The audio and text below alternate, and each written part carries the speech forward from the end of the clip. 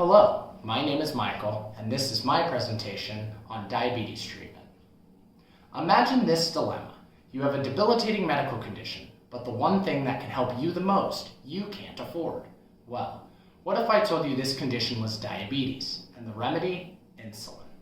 The US, along with most other countries, need to do a better job, allowing its citizens to receive excellent care at a price that doesn't break the bank. Insulin is a basic medical necessity that diabetics need on hand to avoid development of altered levels of consciousness or even a medical emergency. In this short dialogue, I hope to further explain diabetes and the role insulin plays, highlight the impact of unaffordable treatments, and introduce you all to some new developments that are emerging that may be the future of the condition. For those not familiar with how diabetes works, it is basically an inability for the body to regulate blood sugar.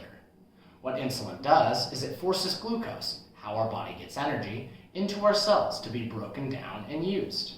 In a type 1 diabetic, the pancreas doesn't properly make insulin, and so if not monitored, blood sugars can often run high.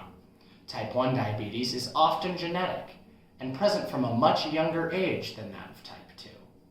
For type 2 diabetics, it is an insensitivity of the cells of the body when reacting to insulin.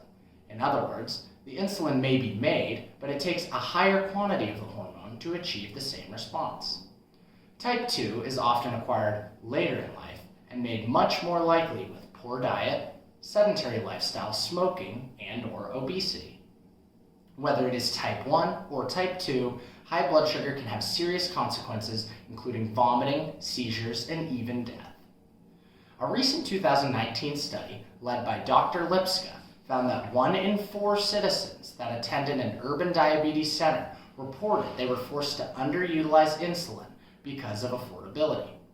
This number wasn't even including those that may underutilize but were too embarrassed to admit it or may have not even reported it to their physician. Thousands of people are diagnosed with diabetes each day, and for most, keeping themselves safe and healthy is a financial obstacle they need to overcome. The patient may know their sugar is running high, but hesitation administering insulin due to financial burden is an issue, especially in the patient's long-term health. They may not get severely sick or die right away, but over time, this can spiral out of control. Along those same lines, a different study in 2020, spearheaded by Dr. Wow, found that patients that couldn't take insulin because they couldn't afford it had significantly worse clinical outcomes. In other words, the failure to access affordable insulin had proven negative long-term effects on their overall health.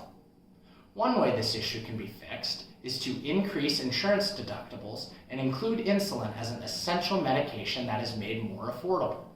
Sadly, this is currently not in place, and even for diabetics, insulin is often not covered. So now that the problem has been established, it is beneficial to investigate advancements that are being made in the field to help with this issue. Currently, diabetics must stick themselves multiple times a day to check their sugar, which can be very unpleasant. But ongoing research is being done by Dr. Huang and her team with advancements such as a working artificial pancreas. This pancreas would not only regulate the glucose levels in the blood, but appropriately administer insulin based on how much is needed, much like a normally functioning pancreas would. We have talked a lot about insulin because it helps bring down high blood sugar levels, but low blood sugar levels is just as problematic, in some cases even worse. Technology like the artificial pancreas is helpful because it provides you with that information in a timely manner. Technology like this may cost a bit more upfront, but over time, the patient will have less discomfort with needles and experience less severe spikes in sugar levels.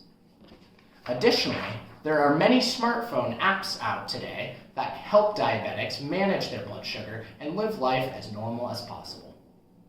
In conclusion, diabetics are too large a part of our population to ignore the current inflated prices that are required to obtain insulin, with the eating and exercise habits of the average American declining rather than improving.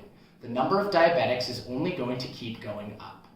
The purpose of this speech was to introduce the disease and its remedy, highlight the importance of proper maintenance, and educate on advancements that are being developed daily. Hopefully, in the coming years, insulin can be made more of a priority and be administered as more of a necessity and less of a luxury. Thank you. Perfect.